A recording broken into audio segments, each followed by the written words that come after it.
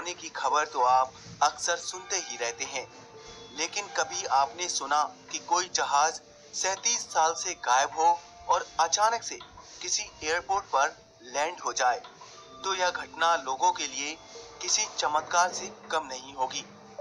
दोस्तों, अब हम जिस घटना को बताने जा रहे हैं उसे सुनकर आप यकीन नहीं कर पाएंगे, लेकिन ये एक सच्ची घटना है जो वेनेजुएला के एयरपोर्ट पर घटी थी। बात सन 1992 की है, जब एक charter plane DC-4 Caracas Venezuela airport पर 57 यात्रियों के साथ लैंड करता है।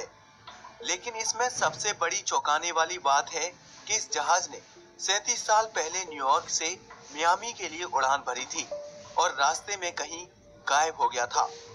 लेकिन दोस्तों, सबसे हैरानी की बात तो ये है कि वेनेजुएला में लैंड करने के कुछ देर बाद ही यह जहाज दोबारा से उड़ान भरता है और बादलों में जाकर फिर से गायब हो जाता है।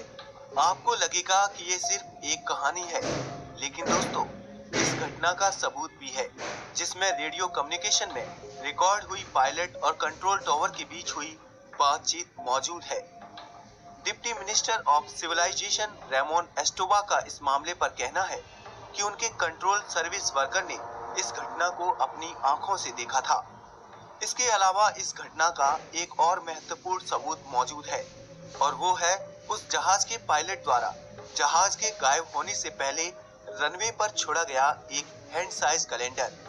साथ ही कंट्रोल टावर के एक और कर्मचारी जोआन दे ला कोर्ट ने उस प्लेन को अपनी आंखों से देखा था और उन्होंने पायलट की आवाज भी सुनी थी। साथ ही उनके पास वो कैलेंडर भी मौजूद था जो उस हवाई जहाज के पायलट द्वारा छोड़ा गया था।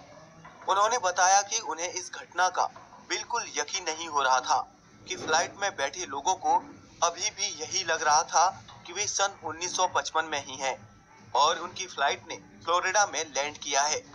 लेकिन दोस्तों, हकीकत इसके उलट थी और अभी तक ये समझ नहीं आ रहा था कि वे लोग आखिर इतनी सालों से कहां थे। कंट्रोल टावर में मौजूद अन्य कर्मचारियों के मुताबिक उन्हें यह सब देखकर बहुत ही अजीब और अलौकिक लग रहा था। वे जो प्लेन देख रहे थे वो बहुत ही पुराना लग रहा था। साथ ही उनके राडार पर भी वो प्लेन नहीं दिख रहा था। यह देखकर वे लोग बहुत ही अचंभित थे। कोर्ट के अनुसार जब उन्होंने जहाज के पायलट से उसका नाम पूछा तो पायलट ने उनसे पूछा कि हम कहाँ हैं। उसकी आवाज में डर और परेशानी साफ झलक रही थी। पायलट ने जवाब दिया कि यह चार्टर प्लेन 914 है, जिसमें 4 क्रू सहित 57 यात्री सवार हैं और यह फ्लाइट न्यूयॉर्क से मियामी के लिए जा रही है। पायलट की इतनी सी बात सुनकर पूरे कंट्रोल रूम में सन्नाटा सा छा गया, क्योंकि फ्लाइट 914 का डेस्टिनेशन पॉइंट मियामी अभी भी कारकस वेनेजुएला एयरपोर्ट से 1800 किलोमीटर दूर था। तभी कंट्रोल रूम से पायलट को कहा गया कि यह कारकस वेनेजुएला साउथ अमेरिका है और क्या वे किसी मुसीबत में हैं। लेकिन इसके बाद पायलट की तरफ से कोई रिप्लाई नहीं आया। जवाब न मिलने पर फ्लाइट को लैंड करने की परमिशन दे दी गई और इसी के साथ वो जहाज सफलतापूर्वक एयरपोर्ट पर लैंड हो गया। जैसे ही कंट्रोल रूम को की सारी सिचुएशन कंट्रोल में है, तभी उन्होंने पायलट की आवाज सुनी जो अपने साथी पायलट से कह रहा था कि यह क्या अजीब सी चीज है। उनकी आवाज सुनकर ऐसा लग रहा था जैसे उन्होंने एयरपोर्ट पर खड़ा कोई जेट शिप नहीं बल्कि स्पेसशिप देख लिया हो। कोर्ट के अनुसार पायलट ने बताया कि यह फ्लाइट 1955 में मियामी के इंटरनेशनल एयरपोर्ट पर सुबह 9:55 पर लैंड होनी थी। तभी उन्होंने जहाज के कैप्टन को बताया कि यह कारकस का इंटरनेशनल एयरपोर्ट है और आज 21 मई 1992 है। तभी पायलट का रिप्लाई आया, ओह माय गॉड, जैसे वो अपनी सांसें भूल गया हो। कोर्ट ने उन्हें शांत करने की कोशिश की और कहा कि हम ग्राउंड क्रू को आपकी सहायता के लिए भेज रहे हैं।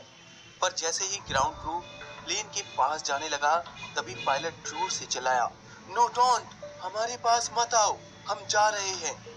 ग्राउंड क्रू ने बताया कि जब उन्होंने जहाज में बैठे यात्रियों को देखा तो यात्रियों के चेहरे ऐसे नजर आ रहे थे जैसे उन्हें कोई सांप सूंघ गया हो।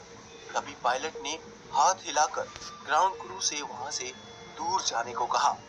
कोर्ट के अनुसार पायलट अपने हाथ में एक फाइल लिए हुए था और ग्राउंड क्रू को दूर जाने का इशारा कर रहा था।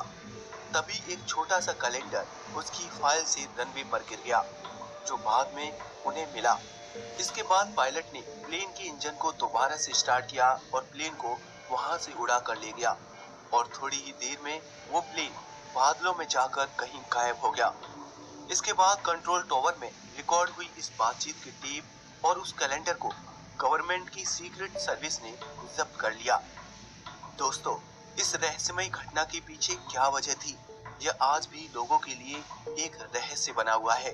कुछ लोगों का मानना है कि ये प्लेन शायद टाइम ट्रेवल करते हुए सन 1955 से 1992 में आ गया था। अब दोस्तों, आपको क्या लगता है, आप मुझे कमेंट करके बताएं। साथ ही वीडियो अच्छी लगे तो इसे लाइक करें।